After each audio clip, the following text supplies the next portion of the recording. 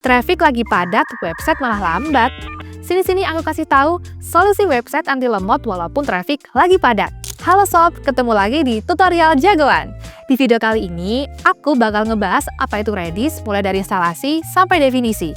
So, tonton terus videonya ya sampai habis. Biar Redis kamu lancar tanpa hambatan, aku saranin kamu pakai VPS Redis baik jagoan hosting ya. Caranya, kamu bisa order Nextgen Container Nova di website jagoanhosting.com. Buka websitenya, kemudian arahkan ke Solution. Pilih aplikasi Redis dengan klik lihat detail dan scroll sampai ketemu paket rekomendasi Nova. Sesuaikan spesifikasi yang kamu mau, lalu klik beli sekarang. Tahap ini adalah tahap di mana kamu mau memesan paket Nova untuk Redis. Pilih billing cycle atau frekuensi kamu berlangganan Nova, lalu masukkan informasi akun pemesan.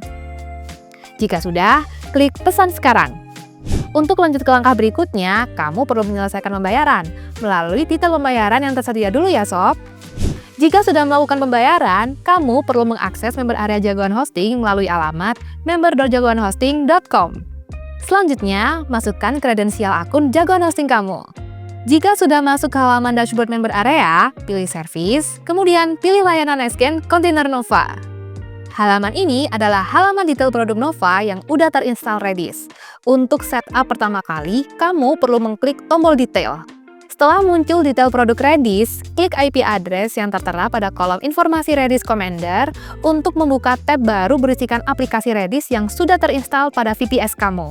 Masukkan username beserta password yang telah diberikan, lalu ketikkan perintah ping pada terminal Redis di bagian bawah. Jika muncul tulisan pong, maka Redis kamu sudah siap untuk kamu gunakan. Gimana sob? Mudah bukan? Setelah kita tahu cara instalasi Redis paling mudah di server menggunakan VPS Container Nova by Jagoan Hosting, sekarang kita kenalan yuk apa sih itu Redis?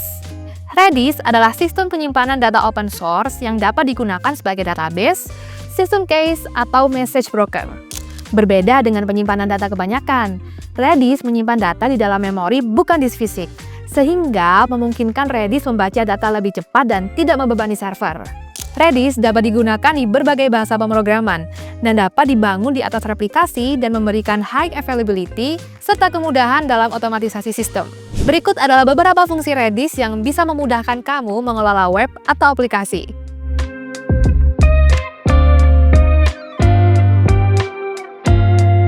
Nah, itu tadi video tutorial instalasi Redis mudah dan pengenalan apa itu Redis. Semoga dengan video ini, kamu bisa merasakan manfaat dari aplikasi yang satu ini ya.